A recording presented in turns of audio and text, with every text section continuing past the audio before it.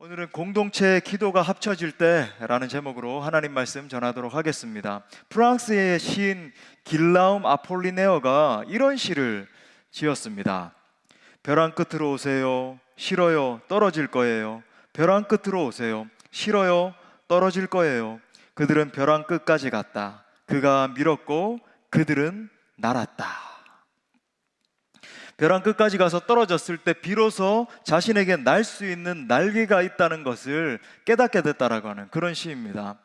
여러분, 이 시는 이 시대를 걸어가고 있는 우리에게 아주 시사점을 많이 주는 그런 어떤 영적인 교훈이 담겨 있는 것 같아요. 세상 사람들은 벼랑 끝에 서게 되면 그것이 끝이라고 생각을 합니다. 하지만 하나님을 믿는 우리 그리스도인들에게는 벼랑 끝이 곧 새로운 시작점입니다. 여러분, 많은 사람들이 포스트 코로나, 이 코로나 이후의 시대에 대해서 많이 이야기를 하죠. 많은 책들도 쏟아져 나오고, 또 저도 이제 그런 기독교인들의 그런 책들도 읽어보고, 또 일반적인 서적들도 읽어보곤 하지만은, 여러분, 실제로 그들이 예측하는 것은 여러분, 우리가 생각하는 그런 범위입니다. 이렇게 더 탁월한 어떤 통찰력이 있거나 그런 게 없더라고요. 정말 가히 실제로 이 코로나라고 하는 것이 전 세계의 정치, 경제, 사회, 문화 전반에 걸쳐서 모든 것을 바꿔놓고 있습니다. 가늠할 수가 없어요. 또 많은 사업체와 개인들이 또 공황 상태를 경험을 하고 있고, 여러분, 특히 많은 연약한 교회들이 힘겨워하고 있습니다. 그런 것들을 보게 돼요. 하지만 여러분, 위기가 기회가 될 수도 있습니다. 인간이 절망하는 순간이 바로 하나님이 일하시는 희망의 순간이에요. 오늘 말씀해 보니까 초대교회는 성령 하나님의 역사하심으로 말미암아 날마다 부흥을 거듭하고 있었습니다. 심지어 이방 땅 안디옥까지 복음의 불길이 막 번져가고 있는 상황이었습니다. 그런데 이때 엄청난 핍박의 바람이 교회에 불어닥쳤어요. 당시에 이제 헤롯 왕이 민심을 얻기 위해서, 여러분 잘 아시는 것처럼 이제 야고보를 죽이잖아요. 최초의 순교자가 됐습니다. 야고보를 죽이고 급기야 오늘 본문에 나오는 베드로까지 잡아다가 옥에 가두는 일을 하고 있는 겁니다. 그러니까 유대인들을 만족시키기 위해서 정치적인 의도를 가지고 있는데, 왜냐하면 당시에 이제 유대인들은 유대교를 붙들고 있었잖아요. 우리는 유대교를 믿습니다. 아직 메시아는 오지 않았습니다. 유대교를 믿고 있었는데 갑자기 메시아 예수 그리스도를 전하는 기독교가 막 부흥하고 일어나기 시작하니까 이들이 위협적으로 느꼈던 겁니다. 유대교에 갇혀있는 유대인들의 심리를 이용한 거예요. 헤롯이 정치적으로 딱 이용을 해가지고, 이들의 환심을 사기 위해서는 이 기독교 지도자들을 핍박하고 죽여야 되겠다. 지금 이런 일이 일어나고 있는 거예요, 초대교회에서. 그러니까 예루살렘 교회는 스데반 순교 이후에 중요한 지도자를 두 사람이라 잃게 되는 절체절명의 상황, 정말 최대의 위기의 상황을 맞이하게 된 것입니다. 여러분, 이 엄청난 위기의 상황에서 교회가 어떻게 대처를 했는가, 굉장히 중요한 통찰점이 있죠. 초대교회는 하나님께 부르짖기 시작했습니다. 교회가 하나님께 부르짖기 시작했어요. 여러분, 5절 말씀을 보십시오. 이렇게 말합니다. 이에 베드로는 옥에 갇혔고 교회는 그를 위하여 간절히 하나님께 기도하더라. 이 초유의 사태를 만났을 때 온 교회가 합심해서 부르짖으면서 기도함으로 말미암아 이 위기의 상황을 돌파해 나갔던 거예요. 여러분, 그렇게 간절히 기도한 결과가 무엇이었습니까? 11절 말씀에 보니까 이렇게 말해요. 이에 베드로가 정신이 들어 이르되 내가 이제야 참으로 주께서 그의 천사를 보내어 나를 헤롯의 손과 유대 백성의 모든 기대에서 벗어나게 하신 줄 알겠노라 하여. 하나님은 공동체에 부르짖는 이 기도를 들으시고 천사를 보내어서 베드로를 구출해 주셨습니다. 여러분, 이것을 영적인 시각으로 한번 생각해 보십시오. 오늘 본문을 봐도 이게 영적인 일이 지금 발생하고 있다는 것을 알 수 있죠. 천사가 동원이 되고 영적인 일이 일어나고 있는데, 사탄은 분명히 헤롯과 유대인들을 동원을 한 거예요. 자, 보십시오. 우리 지금 상황하고도 딱 맞아떨어지는 상황 아닙니까? 정치적인 상황, 아니면 바이러스를 통해서 여러 가지 상황이 발발되면서 이런 여러 가지 일들이 일어나는데, 그걸 동원해서 그 사단이 의도하고 있는 지점이 있는 거예요. 하나님의 복음을 막으려고 하는 겁니다. 하나님의 복음이 전해지는 걸 어떻게 해서든지 이 상황을 동원해서 막으려고 하는 거예요. 지금 여러분 이 상황하고 너무나 비슷하지 않습니까? 어떻게 해서든지 전 세계적으로 주의 복음이 전해지는 것을 막으려고 하는 것. 겉으로 보기에는 여러분 보십시오. 우리가 신문을 읽든지 뭐 뉴스를 보든지 할 때 우리 믿는 그리스도인들은 이런 영적인 통찰을 얻을 수 있어야 되는데, 겉으로 드러나는 일, 저런 어떤 정치적인 상황이 발발했구나, 경제적인 뭐 이런 위기가 닥쳤구나, 그것만 바라봐서 안 된다라고 하는 거예요. 이 일의 배후에서 영적인 전쟁이 일어나고 있는데, 여기에서 사탄이 어떤 방해를 하려고 하는가, 어떻게 하나님의 일이 이루어지지 못하게 하려고 하는가, 여러분 우리는 그걸 이제 감지해낼 수 있어야 된다라고 하는 거예요. 여러분 지금 정치적인 갈등이 발생한 것처럼 보일 수 있는데, 여러분 이 영적인 눈으로 바라보면 이 핍박은 사탄의 공격이었습니다. 하나님의 복음이 전파되는 것을 막으려고 하는 원수의 핍박이었던 거예요. 하지만 여러분, 어떤 원수의 도전도 결코 이 복음을 가둬놓을 수는 없었습니다. 하나님은 초월적인 방법으로 베드로를 구출해 주심으로 말미암아 모든 원수의 회방을 무마시켜 주셨습니다. 사랑하는 여러분, 교회의 가장 강력한 무기는 기도입니다. 기도하면 내 문제가 하나님 앞으로 옮겨지는 거예요. 여러분, 기도함으로 말미암아 이 내 문제, 내게 지금 발생한, 내가 지금 곧 죽을 것 같은 그 문제가 하나님께로 옮겨가게 되면, 여러분 사실 그 문제는 더 이상 문제가 아니게 돼요. 어떤 것도 그렇습니다. 뭐 사역도 그렇고, 건강도 그렇고, 사업도, 가정도, 내가 뭐 내 꿈과 비전에 대해서 고민하면서 있는 것들, 모든 게 다 그래요. 모든 게 다 그렇습니다, 여러분. 특별히 여러분 코로나를 만나서 이 복음을 전하는 것 자체가 어려워진 것이 사실이에요. 진짜 사실입니다. 어려워졌어요. 하지만 여러분, 이때 우리는 보십시오. 사탄의 음성과 하나님의 음성을 구별해서 들을 수 있어야 돼요. 사탄은 끊임없이 지금은 전도할 때가 아니야, 지금 코로나인데 어떻게 전도를 해, 전도한다고 누가 듣기나 하겠어, 계속 이야기하는 겁니다. 그러니까 포기해, 전도하지 마, 그냥 현상 유지만 해, 말하는 거예요. 하지만 여러분, 전능하신 우리 하나님 아버지는요 이렇게 말씀하십니다. 어렵지만 하면 돼, 내가 도와줄 거야, 때를 얻든지 못 얻든지 말씀을 전파하면 내가 너와 함께 할 거야, 말씀하시는 거예요. 교회가 기도하기 시작했을 때, 성도가 무릎을 꿇었을 때 기적이 일어납니다. 교회의 어떤 문제이든 또 개인적인 문제이든 여러분 그 어떤 것도 마찬가지입니다. 이번 행복한 사람들의 축제 이 쿠션도 마찬가지예요. 우리가 복음을 전할 때 사탄은 끊임없이 우리를 방해하고 공격하고, 많은 지체들에게 이렇게 물어보고 들어보면 진짜 그렇게 말씀을 하세요. 쉽지 않습니다, 뭐 이렇게 반응했습니다. 그걸 통해서 사실 여러분 그 배후에서 사탄이 이렇게 말하는 거예요. 그러니까 내려놔, 포기해, 할 수 없어, 너는 그냥 혼자 그 주에도 출석해, 만족해. 그래서 그 의도가 뭐냐면 그 끝에 우리의 전의를 상실하게 만드는 거죠.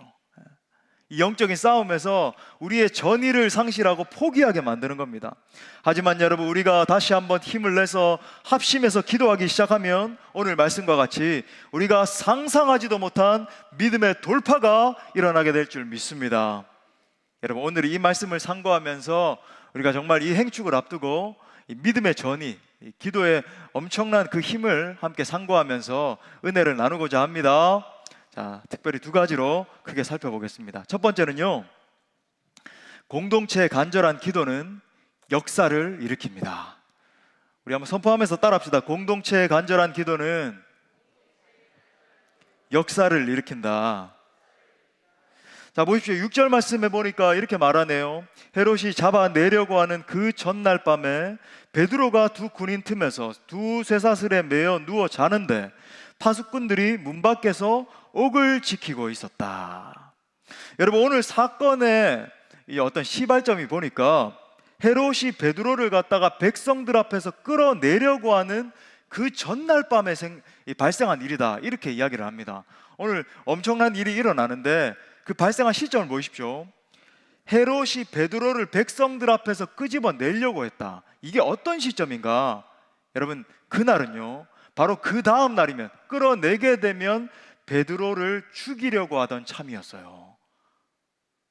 그러니까 그 전날입니다. 바로 끌어내서 헤롯이 백성 앞에 드러낸다라고 하는 것은 그 보는 앞에서 봐봐, 너희의 지도자들 이 베드로를 내가 죽일 거야 하면서 목을 내려치거나 뭐 화형을 하거나 어떤 방법을 통해서든 죽이려고 하던 참이었다라고 하는 겁니다.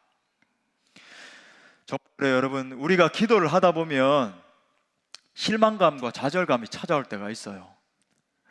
진짜 그래요. 기도를 하다 보면 다 실망감이 갑자기 막 몰려올 때가 있습니다. 생각한 때가 됐는데 응답이 없는 거예요. 내가 노력하면서 하나님께 부르짖으면서 나왔는데, 우리 공동체가 눈물로써 기도를 했는데 하나님이 응답하실 때가 됐는데 응답이 없는 겁니다. 아무런 뭐 변화가 감지가 되지 않는 거예요. 엘리야가 봤던 뭐 구름 두 조각조차 보이지가 않는 겁니다.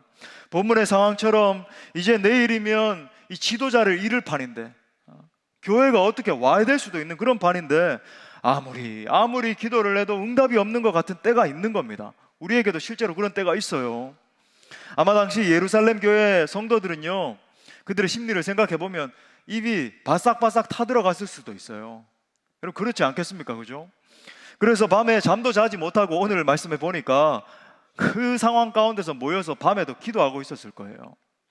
하지만 여러분, 우리의 생각에 늦었다 싶어도 여러분, 하나님은 반드시 역사하십니다. 성도들이 베드로를 위해서 얼마나 간절히 기도했나요? 하나님이여 살려 주옵소서, 교회를 지켜 주옵소서. 그렇게 기도했는데 석방이 되려면 벌써 됐어야 돼요. 그런데 그런 기도가 무색하게도 다음 날이면 이제 사형이 집행이 되는 그런 끔찍한 마지막, at the end of time, 그죠? 완전히 마지막 끝판이 된 거예요. 이제 베드로는 꼼짝없이 죽겠다라고 생각을 했을 겁니다. 생각을 해보면요, 기도하던 그 무리들 중에서는 기도를 하고는 있었지만 마음속에서 이제 끝났다, 이제 정리를 하고 있는 그런 사람들도, 그런 무리들도 아마 있었을 거예요. 말은 못했지만 옆에 있는 지체들 낙심을 하지, 이제 정말 끝났구나. 그러나 여러분, 하나님은 마지막 날 밤 극한의 순간에 역사하셨습니다. 성경에 보면 우리 주님이 우리가 기도를 하되, 정말 너희가 기도를 해야 돼, 기도를 하되 낙심하지 말아야 될 것을 당부하셨어요. 누가복음 18장 1절에 보니까 우리 다 같이 한번 읽어볼까요? 시작. 예수께서 그들에게 항상 기도하고, 항상 기도하면서 낙심하지 말아야 된다. 여러분, 왜 우리가 기도하면서 그렇게 하나님의 임재 가운데 나가면서 낙심하지 말아야 되는가? 적어도 두 가지 이유가 있어요. 두 가지 이유가 있습니다. 첫 번째 이유는요, 기도를 들으시는 분이 여러분 신실하신 하나님이시기 때문에 그렇습니다. 여러분, 우리가 하나님 앞에 나아갈 때 우리는 자꾸 이런 우를 범해요. 하나님을 우리의 성품에 빗대어서 생각을 하는 겁니다. 우리가 신실하지 않으니까 하나님도 그럴 거라고 생각하는 거예요. 우리가 날마다 하나님 앞에 불완전한 존재로서 이렇게 서 있으니까 하나님도 그런 분일 거야. 우리가 전능하지 못하고 우리가 날마다 넘어지니까 하나님도 전능하지 않은 분일 거야 라고 자꾸 생각을 하면서 포기를 하는 겁니다. 여러분, 하지만 우리가 기도하는 그분, 우리의 기도를 듣고 계신 그분은 전능하시고 신실하신 하나님이십니다. Powerful and faithful, 신실하신 하나님이라고 하는 거예요. 오 신실하신 주, 오 신실하신 주, 내 너를 떠나지도 않으리라. 지난주에도 음을 너무 높게 잡아가지고 애를 먹었는데 더 이상 하지 않겠습니다. 그 뒤에 가면 극한의 어려움이 찾아오기 때문에. 여러분, 우리가 낙심하지 않을 두 번째 이유는요, 하나님의 때가 있기 때문이에요. 여러분, 이게 좀 더 중요한 포인트인데 우리 한번 따라 합시다. 하나님의 때가 있다. 여러분, 제가 종종 주지시켜 드리는 건데 이게 참 중요한 진리입니다. 크로노스의 시간이 있고 카이로스의 시간이 있습니다. 크로노스의 시간이 있고 카이로스의 시간이 있어요. 이 그릭인데 이게 그리스 어원에서 나온 말인데, 여러분, 이 크로노스의 시간이라고 하는 것은 쉽게 말하면 일상적으로 흘러가는 그런 시간을 말해요. 지금 우리의 상황이 그런 겁니다. 여러분이 걷고 있는 그 크로노스적인 시간, 일상적으로 우리가 살아내고 견뎌내고 버텨내고 이 모든 시간이 크로노스적인 시간이에요. 그런데 이 카이로스적인 시간이 있습니다. 우리 믿음의 사람들은 그걸 바라볼 수 있어야 되는데, 이 시간은 뭐냐면 하나님이 갑자기 결정적으로 개입하셔서 변화를 만드시는 결정적인 시간을 이야기해요. 우리 한번 따라합시다. 결정적인 시간. decisive time 그러는데 결정적인 시간입니다. 여러분, 이때는 인간의 의지가 아니라 하나님의 의지가 절대적으로 작용하는 시간이에요. 그러니까 우리 인간이 재단하고 우리가 인간이 상상할 수 있는 그런 범위를 넘어서서 갑자기 하나님이 개입하셔서 결정적인 변화를 만들어내는 겁니다. 예? 하나님이요, 아수르 군대가 쳐들어왔습니다. 어떻게 하면 좋겠습니까? 눈물로 나아가는데 갑자기 예상도 못했는데 하나님의 천사가 동원돼서 그날 밤에만 18만 5천 명의 아수르 군대를 완전히 멸해버리시는, 이런 것과 같이 갑자기 하나님이 임하셔서 그분의 엄청난 능력을 드러내시는 그런 시간을 말하는 거예요. 여러분, 이걸 갖다가 카이로스의 시간이라고 이야기를 하는 겁니다. 하나님이 움직이시면 막을 자가 없습니다. 그런 거예요. 우리 전능하신 하나님이 임하시면 이 세상의 그 어떤 유력자라고 할지라도 여러분 무너지는 거예요. 막을 자가 없는 겁니다. 믿으십니까? 여러분, 그렇기 때문에 우리가 기도할 때에 절대적으로 필요한 것이 인내입니다. 우리 이 인내가 필요해요. 하나님의 시간이 임할 때까지 참고 견뎌야 돼요. 아버지요 쉽게 불평하고 불만하고 그게 아니라 견뎌야 됩니다. 보통 여러분, 이 기도에 정말 중요한 진리입니다. 기도의 응답으로서의 이 하나님의 카이로스적인 시간은 극한의 때에 임하는 경우가 많습니다. 극한의 때에 임해요. 오늘 본문하고 똑같습니다. 제가 접대도 한번 말씀드렸는데 소위 숨 넘어가기 직전에 임하는 경우가 많아요. 하나님 대체 왜 그러실까? 왜 막 우리 진을 다 빼놓고 숨 넘어가기 직전에 하나님 저 도저히 못 견디겠습니다 하는 그때 항상 역사하시는가?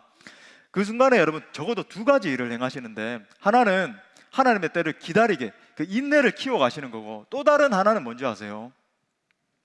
그 가운데 우리의 모난 성품, 우리의 소위 까칠하고, 그죠? 여러 가지 참 이렇게 하나님 앞에 불평하고 불만하고 못나고 그 모난 성품을 예수님의 성품으로 다듬어 가시는 작업을 하시는 거예요.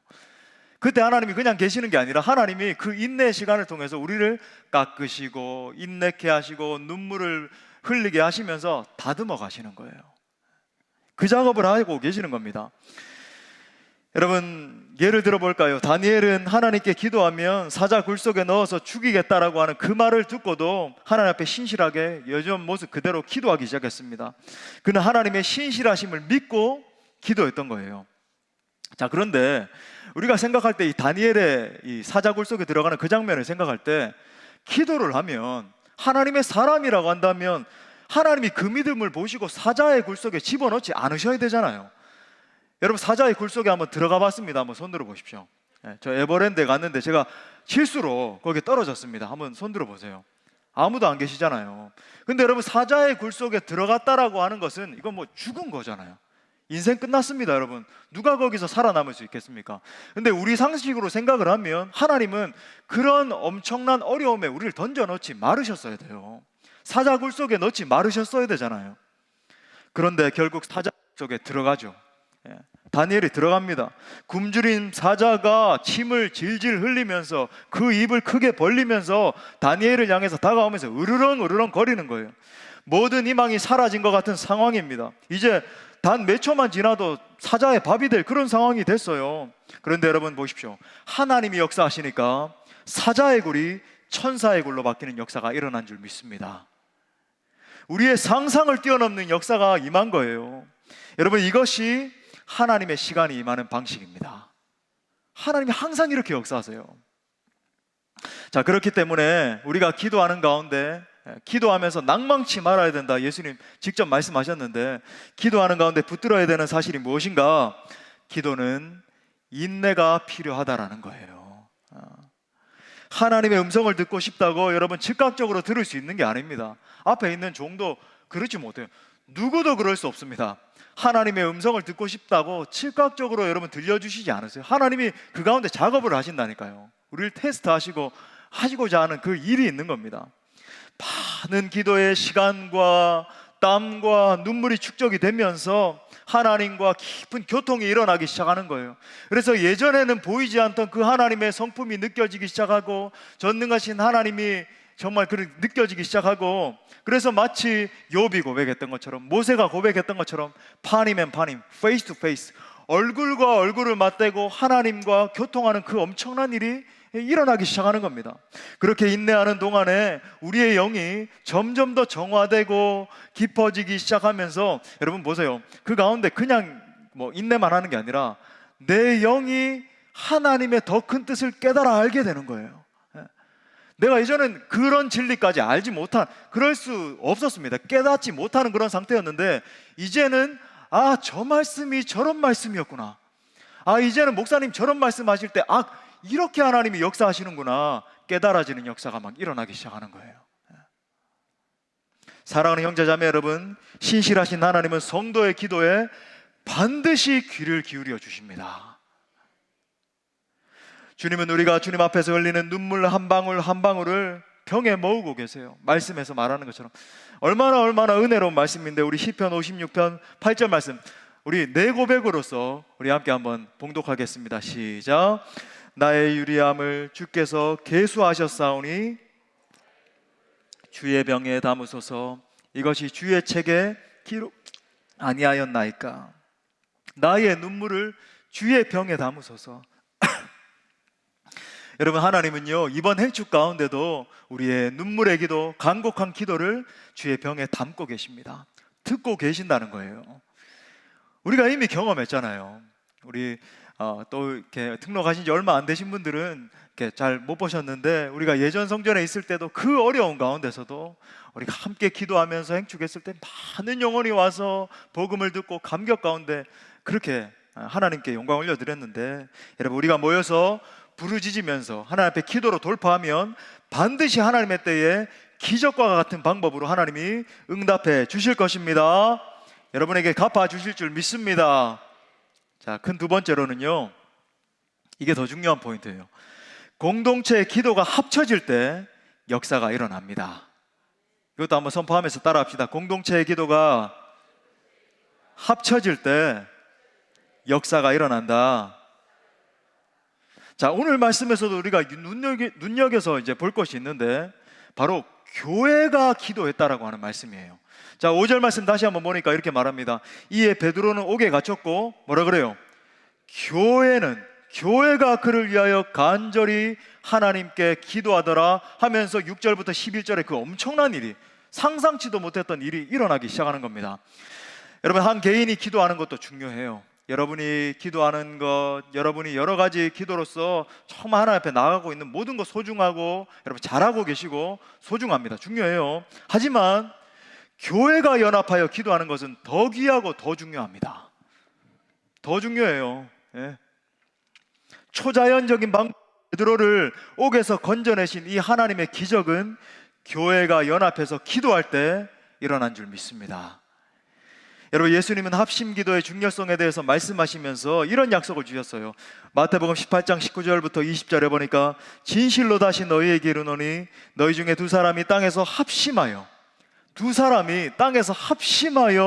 무엇이든지 구하면 하늘에 계신 내 아버지께서 그들을 위하여 이루게 하시리라. 두세 사람이 내 이름으로 모인 곳에는 나도 그들 중에 있느니라. 우리 예수 그리스도의 임재가 우리와 함께 할 것이라고 약속해 주신 것입니다. 또 제가 교회론을 다룰 때 말씀드린 것처럼, 예수님이 교회에게 우리의 성도의 모임이 교회잖아요, 그죠? 우리 모인 성도의 모임인 이 교회에게 주신 엄청난 권세에 대해서 이렇게 말씀하셨어요. 마태복음 16장 19절에서 내가 천국 열쇠를 내게 주노니, 여기서 내는 베드로만이 아니라 교회에게 주노니 내가 땅에서 무엇이든지 매면 하늘에서도 매일 것이고 내가 땅에서 무엇이든지 풀면 하늘에서도 풀리리라고. 교회가 기도하면서 땅에서 무엇이든지 매게 되면, 하나님 이게 닫혀지길 원합니다, 이런 영적 세력이 잠재워지길 원합니다, 아버지의 역사해 주십시오, 그렇게 기도하기 시작하면 하늘에서도 매이는 역사가 일어날 것이고, 쉽게 말해서 하나님이 그 기도를 들어주신다는 거예요. 또 이 땅에서 하나님 이건 풀려져야 됩니다. 아버지여, 이번에 전도의 문을 열어 주옵소서. 우리 교회의 선교의 문을 열어 주옵소서. 하나님이여, 우리 교회의 예배가 터져나오게 하여 주옵소서. 하나님, 우리 교회에 수많은 영혼들이 몰려와서 하나님의 영광을 경험케 하여 주옵소서. 이 자리에서 주여 주여만 하는 자들이 아니라 진정한 예수 그리스도의 제자들이 일어나는 것을 보게 해 주십시오. 열어 주옵소서, 열어 주옵소서 하면 하늘에서도 내가 기도를 듣고 열어 줄 것이다 약속해 주신 줄 믿습니다. 여러분, 저는요, 이렇게 어려운 상황 가운데서도 우리 한국이 이렇게 이 정도라도 유지가 되고, 여러분, 우리 한국만큼 지금 안전한 나라 있습니까? 사실 없어요. 쉽지 않은 상황인 건 맞습니다만은 경제적으로나 뭐 여러 가지, 뭐 삼성, 우리 옆에 있는 저 기업은 뭐 연일 매출을 이 어려울 때에 최고치를 경신을 했다 그러고, 하나님이 이렇게 보호해 주시고 도와주시는 데는요, 성도가 기도하기 때문입니다. 저는 믿어요. 역사는 사실은 딴 뭐 어떤 누가 잘했기 때문에, 뭐 정치인이 잘했기 때문에, 경제인이 잘했기 때문에 그게 아니라, 여러분, 제가 말씀드렸잖아요. 우리 묵상했죠. 역대하 7장 14절 말씀처럼, 여러분, 내 이름으로 내 일컫는 내 백성이 스스로 겸비해서 하나님 앞에 엎드려 기도하면서 회개하기 시작할 때에 내가 그들의 기도를 듣고 그들의 땅을 고칠 것이라고 약속해 주셨기 때문에, 여러분, 그 관건이 교회의 백성들이에요. 성도들입니다. 우리 성도들이 이 어려울 때 기도하기 때문에 하나님이 지켜주고 계신 거예요. 여러분, 지금은 특별히 우리 교회들이 정말로 비상하게 기도해야 될 때입니다. 기도해야 될 때예요. 세상이 교회를 무서워할 때가 언제인지 아십니까? 성도가 합심해서 기도할 때입니다. 성도들이 모여서 기도하기 시작하면 세상과 악한 영들은 부들부들 떨게 될 것입니다. 기도의 사람 이엔 바운주는 이렇게 말했어요. 성도가 무릎 꿇는 것을 볼 때 사단은 벌벌벌 떤다. 자, 오늘 본문에서 특별히 전환점의 역할을 하는 그런 구절이 있습니다. 자, 키포인트인데 10절 하반절에 보세요. 보니까 나와서 한 거리를 지나며 뭐라 그럽니까? 천사가 곧 떠나더라. 천사가 곧 떠나더라. 거기 밑줄을 좀 쳐놓으십시오. 천사가 곧 떠나더라. 굉장히 중요합니다. 자, 지금 천사가 곧 떠나더라가 암시해주는 사실이 있어요. 여러분, 우리가 신앙의 여정을 걸어갈 때 자연적인 역사가 일어날 때가 있고 초자연적인 역사가 일어날 때가 있습니다. 우리 믿음의 자녀들은 그걸 알아야 돼요. 자연적인 역사가 일어날 때가 있고 초자연적인 역사가 일어날 때가 있어요. 천사가 곧 떠났다라고 하는 것은 다시 자연적인 역사로 돌아오는 그 시점을 이야기하는 겁니다. 세상 사람들은 몰라도 우리 믿음의 자녀들은 알아야 돼요. 아, 그렇구나. 이 두 가지의 역사가 우리 가운데는 동시에 일어나는구나. 자, 이번 행축을 앞두고도 마찬가지입니다. 행복 매뉴얼 단계별로 아마 여러분들 실행하시면서 쉽지 않을 겁니다.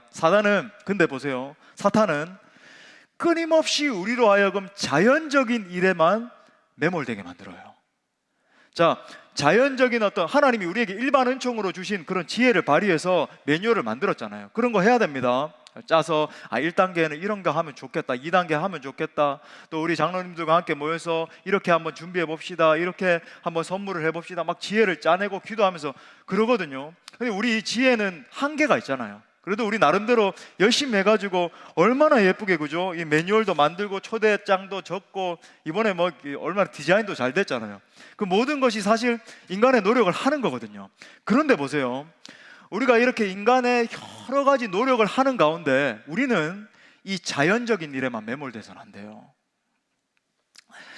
이렇게 생각하는 겁니다. 사탄은요, 봐봐, 내가 이렇게 행복 매뉴얼을 실행을 했더니 내 친구가 이렇게 거부를 하고 내 남편이, 내 자녀가 이렇게 싫어하네. 아니, 코로나 시대인데 무슨 전도야, 나한테 그런 말도 하지 마, 이런 이야기를 하네. 근데 제가 처음 우리 선포할 때 제가 군대 간증하면서, 그죠? 제가 그렇게 복음 사역을 해나갈 때 많이 이렇게 군대에 있는 영혼들을 건져내게 됐는데, 그때 쉽게 됐다고 말씀드렸습니까? 아니면 엄청난 핍박이 있었다라고 말씀드렸습니까? 그 일이 일어나요. 군장 메고, 그죠? 막 엄청난 끔찍한 저 교회의 십자가를 내가 불태워버리겠다라고, 임재흥이가 믿는 저 교회를 갖다가 내가 없애버리겠다고, 그런 이야기도 들으면서 참 군장 뻘뻘 40kg 군장을 맨날 며칠을 메고 아직도 생생해요, 그날이. 사탄은 근데 끊임없이 현실을 바라보게 만들고 그 전도 대상자가 내게 비난하는 거 바라보게 만들고 상식적으로만 자연적인 생각에 묻히게 만듭니다. 하지만 여러분, 분명한 사실은 우리가 믿는 하나님은 초자연적인 분이라는 사실입니다. 초자연적인 분이세요, 하나님은. 그러므로 여러분, 기도에 대한 그분의 응답은 우리의 상상을 초월해서 항상 나타난 줄 믿습니다. 여러분, 하나님의 때에 생각지도 못한 길이 열리는 거예요. 하나님의 때에 생각지도 못하는 사람을 만나게 되는 겁니다. 여러분, 하나님의 때에 생각지도 못한 기적이 일어나는 거예요. 하나님이 하시면 불가능이 없습니다. 이것이 바로 초자연적인 하나님의 역사들이에요. 자, 어떻게 일어나는가 보세요. 11절 다시 보십시오. 이렇게 말합니다. 이에 베드로가 정신이 들어 이르되 내가 이제야 참으로 주께서 그의 천사를 보내어 나를 헤롯의 손과 유대 백성의 모든 기대에서 벗어나게 하신 줄 알겠노라. 베드로를 감옥에서 건져낸 것은 하나님의 사자, 즉 천사였습니다. 에인젤, 그죠? 천사였어요. 천사라고 하는 말은 인간의 세계에 있는 그런 존재가 아니라 천상의 존재라고 하는 말이에요. 갑자기 천사가 나타났고 그 천사가 길을 안내하고 베드로는 그 천사를 막 갑자기 정신없이 따라가다가 눈을 떠서 보니까 그 감옥에서부터 해방돼서 나온 거예요. 여러분 보십시오.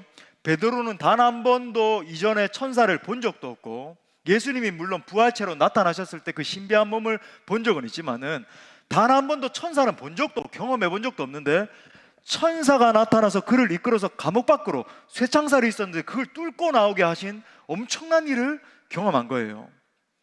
또 여러분 보십시오. 사드락과 메삭과 아벳느고를 풀무볼 속에서 살려낸 것도 천사였습니다. 다니엘을 사자굴 속에서 지킨 것도 천사였습니다. 예수님께서 40일 동안 금식 기도를 마치시고 시험을 이기신 후에 수종든 것도 천사였습니다. 여러분, 이처럼 기도의 응답은 초자연적인 능력으로 임하는 줄 믿습니다. 자연적인 사람의 지각을 뛰어넘는 거예요. 여러분, 그래서 반드시 여러분 이게 믿음인데 자연적으로 내 통박, 내 계획, 내 지금까지 쌓여왔던 내 지식이 요만큼이니까 그렇게만 생각하고 그렇게 제안하고 여러분 그러면요 이 세상 살아가면서 그걸 뛰어넘는 문제가 발생합니까? 안 합니까? 해요. 그러니까 끊임없이 낭망하고 좌절하고 불평하고 쓰러지고 눈물 흘리고 끊임없이 거기에 처박혀가지고 일어나질 못하는 거예요. 하지만 여러분, 자연적인 이 지각을 뛰어넘어서 위대하신 하나님, 전능하신 하나님, 초월주이신 그 하나님을 바라보는 것, 여러분 그것이 믿음인 줄 믿습니다. 세계적인 선교단체인 CCC의 총재를 지낸 이 빌 브라이트 박사, 여러분 CCC 우리 한국에도 얼마나 많은 대학생들이 일으키고 그죠? 우리 김중권 목사님을 통해서 오늘 그 만든 분이 빌 브라이트 박사 아닙니까?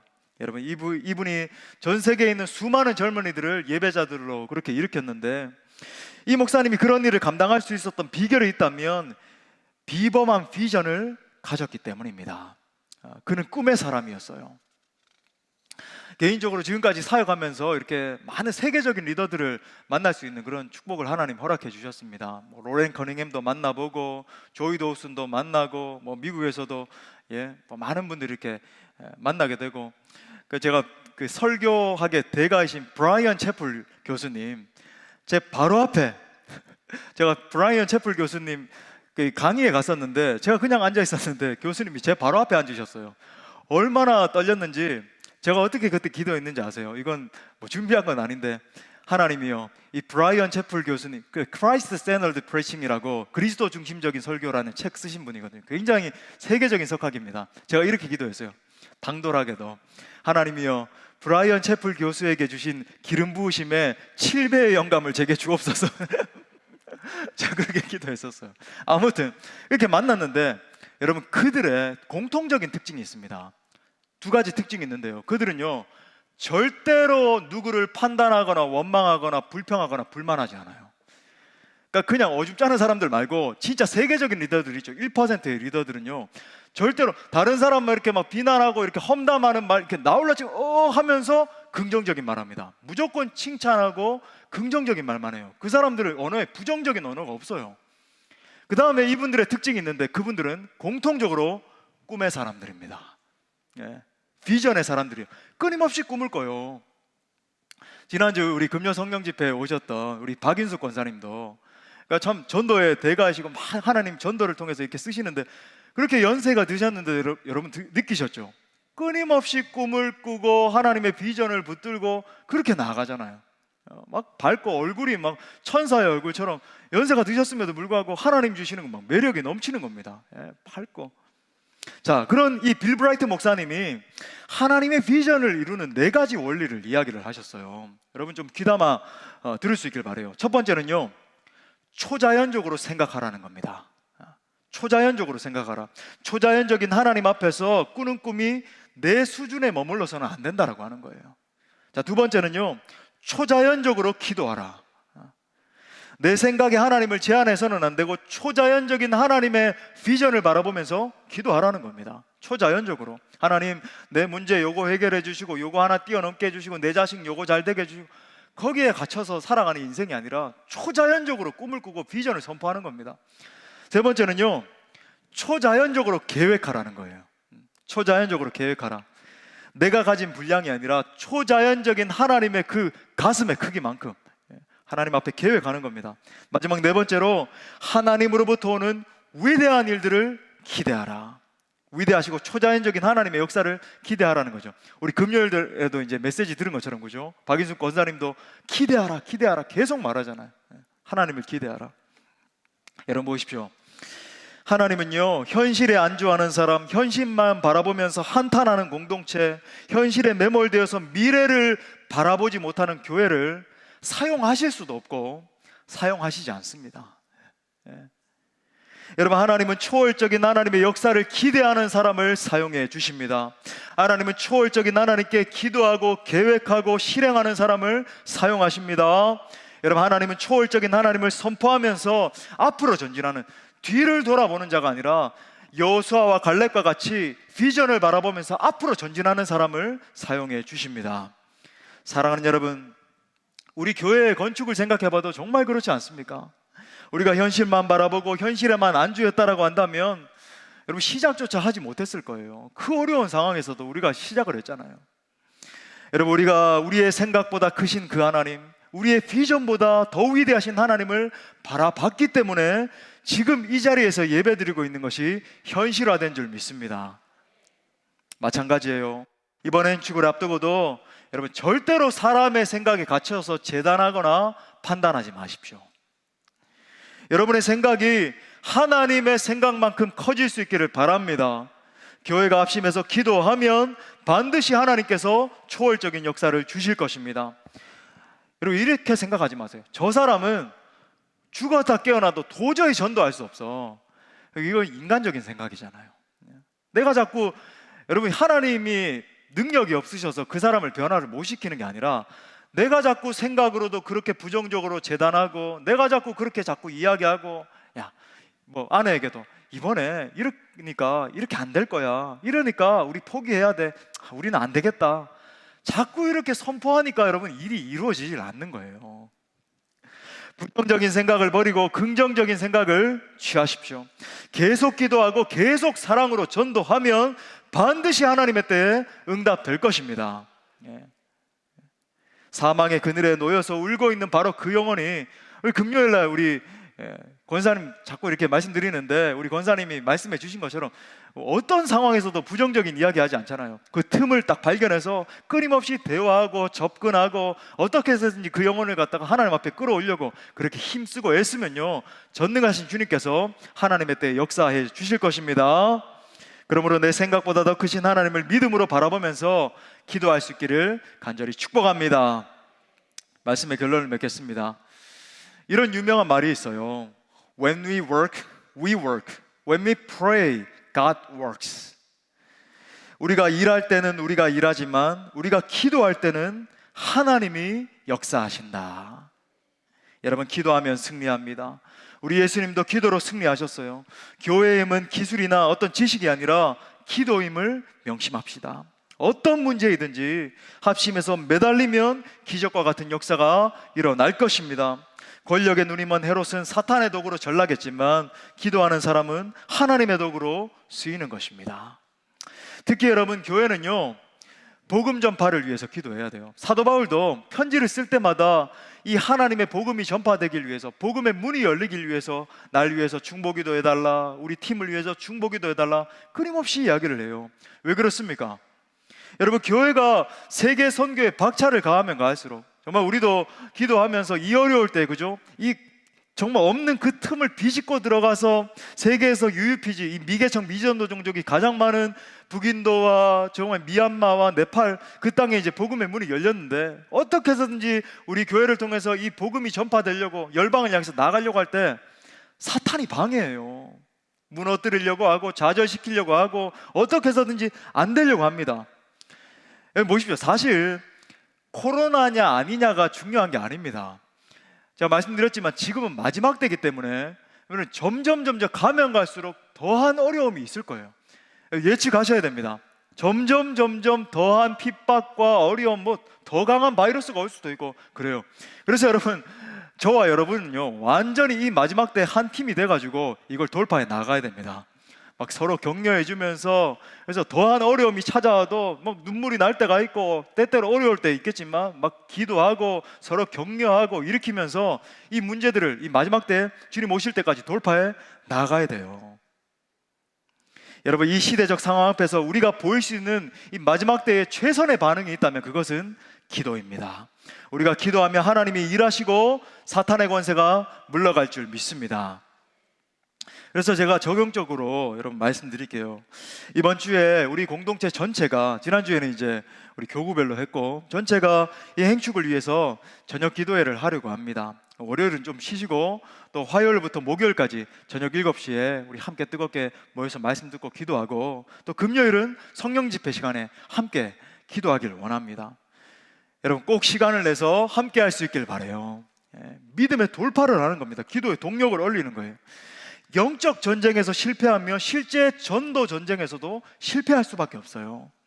하지만 영적인 싸움에서 승기를 올리면 실제 싸움에서 반드시 승리하게 될 것입니다. 말씀을 마무리하기 전에 우리 교회 한 청년으로부터 제게 온 편지 하나를 읽어드리고 말씀을 마치고 싶어요. 한 달 전쯤에 이렇게 주일에 저녁 8시 반쯤 되었을까요? 이제 모든 양육 훈련을 마치고 이제 퇴근을 하려고 하는데, 사랑하는 한 청년으로부터 이런 장문의 카톡 편지가 와 있었습니다. 근데 그 편지 내용이 얼마나 제 가슴을 뛰게 했는지 몰라요. 개인적으로 참 이렇게 위로도 되고 또 다음 세대를 향한 소망을 품게 하는 그런 내용이었습니다. 제가 오늘 이 편지를 읽어드리는 이유는 우리 공동체 모든 지체들이 정말 이 마음, 이 비전을 품었으면 좋겠다, 그런 간절한 바람 때문이에요. 한번 들어보십시오. 목사님, 주신 말씀을 묵상하고 찬양하고 기도하며 뜨거웠던 마음을 나누고자 합니다. 코로나로 인한 사회적 혼란과 분위기들 속에 염려와 근심이 가득하고 서로 거리 두고 멀리하며 마음이 더 편협해지는 모습들이 나타납니다. 그럼에도 불구하고 우리 청년들이 뜨겁게 기도하고 예배하고 하나님을 간절히 찾길 원합니다. 우리 청년들이 성령 충만하여서 입술로는 주는 그리스도시요 살아계신 하나님의 아들이심을 선포하게 하시며 예루살렘과 온 유대와 사마리아와 땅끝까지 복음을 전하는 사명에 앞장서서 주여, 주님이 바라보시는 그곳, 주님이 눈물 흘리시는 그곳으로 제가 가겠습니다 라고 선포하는 수원동부교회 청년들이 되길 간절히 소망합니다. 오순절 성령 강림의 역사와 같이 우리 청년들의 기도 현장에 성령의 불이 임하고 새벽 날개를 치며 바다 끝에 거할지라도 주의 손이 나를 인도하시며 주의 오른손이 나를 붙들 것이라 선포하며 세상 가운데 주의 제자된 삶, 빛과 소금의 역할을 감당하는 청년이 되리라 믿습니다. 웨이메이커, 길을 만드시는 하나님을 뜨겁게 찬양하는 예배가 수원 동부교회에서부터 2,000명, 3,000명, 더 나아가 세계와 열방의 모든 청년들이 일어나 부흥의 새바람이 불어오길 간절히 소망합니다. 주여, 어려운 시기에 우리 주의 자녀들이 움직입니다. 지혜와 명철을, 분별력과 담대함을 허락하소서. 아버지의 원대로 하옵소서. 그 뜻을 우리를 사용하시어 이루소서. 어려운 시기에 말씀으로 양육하시는 목사님, 주어진 사명을 더 열심을 다해 순종하길 원하는 청년들이 여기 있습니다. 더욱 강건하시길 기도하겠습니다. 늘 감사드립니다.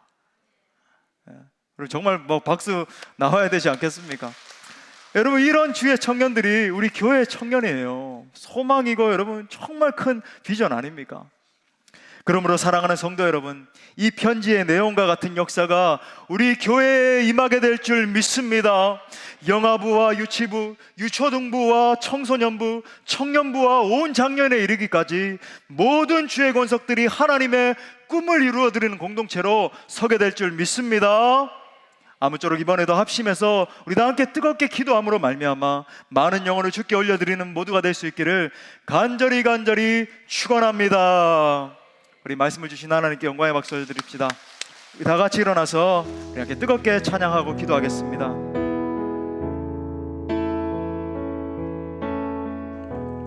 하나님, 우리 공동체가 한마음 한뜻으로 기도하며 나아갑니다. 우리 함께 기도해. 우리 함께 기도해. 주 앞에 나와 무릎 꿇고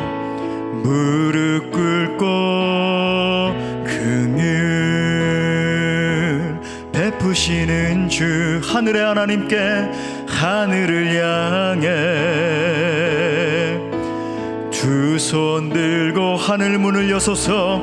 하늘 문이 열리고 은혜의 빗줄기 이 땅 가득 내리도록 마침내 주님 오소서. 마침내 주 오셔서 그의 빗줄기 우리 위에 부시도록. 우리 다시 한번 더 기도하는 마음으로 우리 함께 기도합니다. 우리 함께 기도해. 주 앞에 나와 주 앞에 나 초대교회처럼 무릎을 꿇습니다. 무릎 꿇고 긍휼 베푸시는 주 하늘을 향해 하늘을 우리 다 함께 두 손을 높이 듭시다. 두 손 들고 두 하늘 문을 열어주소서. 하늘 문이 열리고 은혜의 빗줄기 이 땅 가득 내리도록 마침내 주 오셔서 그의 빗줄기 우리 위에 하늘 문을 열어 주옵소서.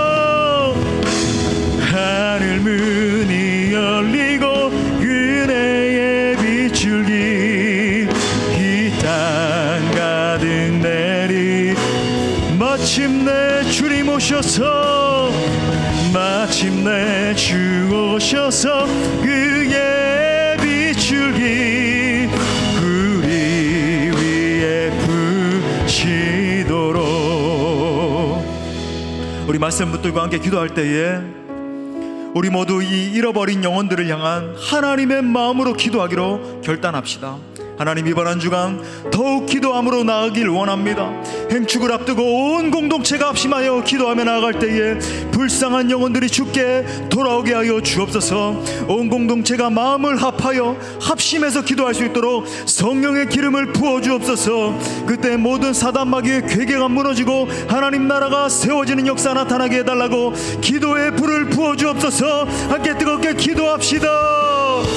주여 아버지, 기도하며 나아갑니다.